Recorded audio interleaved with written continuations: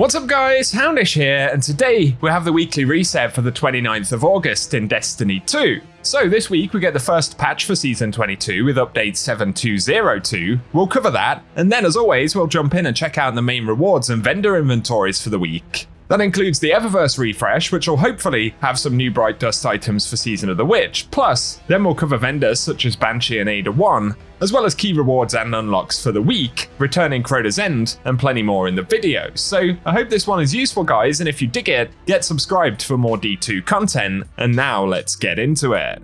Alright, and so first up we get the first patch for Season of the Witch, and this is update 7202. And so, for the important changes right here, initially, for gameplay and investment, they say they fixed an issue where the Luminous Void shader and the Warped Brackish shader were not properly applying to certain pieces of armor, as well as another where Titans using the Pyrogale gauntlets could start their one-off burning Maul super and then switch to Syntheseps to increase its damage output, so no more of that. But then they fixed an issue where the Photonic Cloak model was partially offset. For weapons though, they say they fixed an issue where using a sequence of actions through loadouts could cause weapon models, ornaments, and other characteristics to be incorrectly mixed as applied to weapons. As a result of this, loadouts have been re-enabled, but won't pull weapons from a player's vault, and the issue will be addressed in a future fix. So we can at least use loadouts, but it won't actually pull stuff from the vault, which is kind of annoying, but at least we have that functionality for this week. And then they fixed an issue where the Origin perk Specialization 2 artifact perk was not correctly overcharging the Eremite Fusion Rifle and Briar's Love Scout Rifle from Season 22.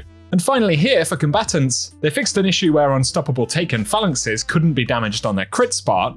And for bounties, they fixed an issue where the Strand-related bounties were only displayed if Strand was equipped. And finally for vendors, they fixed an issue where certain exotics in the Monument to Lost Lights required the wrong entitlements, and an issue where the vendor UI would display during conversations with Ikora. So mainly fixes there, the loadout thing is probably the main fix really that players are after. But as always, being early on in the season, I'm sure we can anticipate more updates soon. Okay, and so as we get into the game right here, we can see there is bonus infamy for the taken if you fancy jumping into Gambit this week, so some extra XP right there could be pretty useful. On top of that though, Legend Savathun Spire is unlocked this week, which is interesting, pretty early on in the season, but a new challenge, and of course progress for triumphs and things like that, if you want to get it done. Otherwise, as always, with new seasonal content, we get a few steps for the main season quest thread this week, so be sure to visit Eris before you make any more progress once you sign into the game. And now let's get onto the Eververse inventory for the week right away. So for the featured Bright Dust items on the front page, we've got the Gong Show Exotic Emo, which is a rather interesting looking thing you can see right here. If you fancy picking that one up, it is 3,250 Bright Dust this week. We also have the Violent Exorcism ornament right here for Arbalist, which is 1,250 Bright Dust, so another interesting one, potentially to add to collections if you haven't picked it up previously. Then there is also the Pyramid Entrance Transmat effect, which is 450 Bright Dust as always, so let's take a quick preview of that one. Then for the front page shaders, we've got the Erebus Glance right here, which is a pretty nice one, available for 300 Bright Dust, and for the same cost, we do have the Cursed Azure shader on the front page as well. Then for the main Bright Dust section, for 700 Bright Dust this week, we can pick up the legendary emote Stargazer, which is a pretty nice one to perhaps add to collections. There is also the Scene Clapper legendary emote for the same cost available this week, so let's have a quick preview of that one right there. Pretty cool stuff. Also though, we've got the Astrologic Shell Exotic Ghost, which is 2,850 Bright Dust this week. Dreaming City themes going on right there. And then there is the Wings of the Firebird Exotic Ship, which is 2,000 Bright Dust from back in Season of the Haunted, I believe right there. Pretty fiery stuff. Additionally though, we have the Overpacked Exotic Sparrow, which is 2,500 Bright Dust this week. So quick look at that one with a preview of the trail right there. And additionally, we have the Mara Multitool weapon ornament for the Mida Multitool, one that dropped last season and is now available for Bright Dust. So that's 1,250 Bright Dust this week. And then there is the Chalice Projection, Ghost Projection there for 1,500 Bright Dust. Pretty expensive for a Ghost Projection. But for the second page shaders here, we initially have the Warbrick shader, which you can grab this week. On top of that, there is the Atmospheric Glow. A couple of these are ones that come up fairly regularly.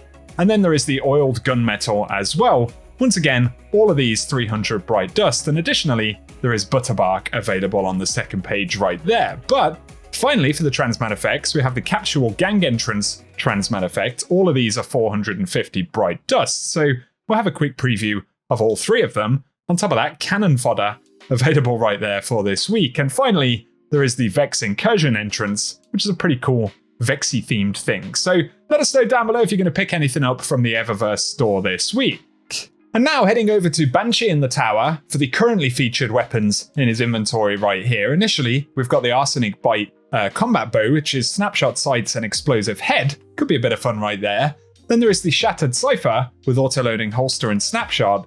We also have Night Watch with threat detector, multi-kill clip, and the Pizzicato 22 SMG here with perpetual motion multi-kill clip, which might be okay. Then there is the Gallo RR3 sniper rifle with ensemble and focused fury. So that's the front page, but then for the second page, we've got Legal Action 2 with moving target and rampage, which could be alright. And the Orvandel FR6 fusion rifle with stats for all elemental capacitor, as well as the stochastic variable SMG with ambitious assassin and quick draw. Then the harsh language here with fail prep disruption break, not too bad potentially. Also the Taipan linear fusion rifle with fragile focus and firing line. And finally we've got the Nasruddin sword here, and this has burst guard, flash counter, and valiant charge, of course with the field tested origin trait on there as well. So let us know down below if you'll pick anything up from Banshee right here, but keep in mind, some of these weapons and roles will change throughout the course of the week, so definitely worth checking in at multiple points. And very finally, for vendors at least, let's check in with Shader 1 down here in the annex, and for the featured armor this week, we've got the Retrograde set, so pretty old school set right there, perhaps worth picking up if you see any decent stats on your other characters, or indeed need to add them to collections. But for the featured shaders, which of course cost 10,000 Glimmer, initially, there is the House of Mayrin right here from back in the Black Armory era, and then the new Pacific Rush is available here as well. Some lovely blues going on there. And finally, the new Monarchy Regalia, if you fancy adding any of the old faction shaders to collections. Now though, to talk about featured rewards for the week, it's worth mentioning once again that Crota's End is returning this week, so on Friday, at the daily reset, that's September 1st, the Reprise raid will come back. And there are a bunch of juicy weapons returning, as well as the glowing Crota's End armor and the exotic Necrochasm.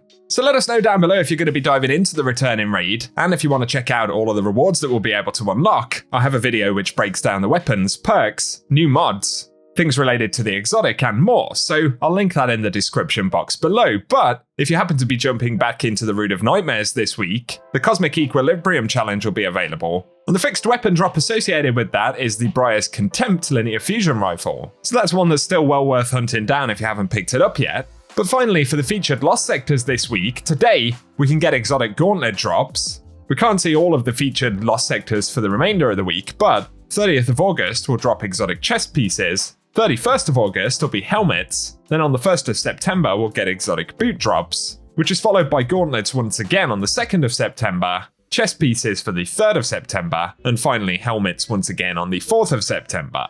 And for now guys, that is what we have to break down in the video today. So as always, I hope you've enjoyed this one, and if you have, be sure to get subscribed and I'll keep you posted with more Destiny content. Otherwise, let us know what you'll be up to in the game this week, and if you have found the video useful, a rating below also really does help us out. But otherwise, thank you for tuning in, and whatever you get up to, I hope you have an awesome day.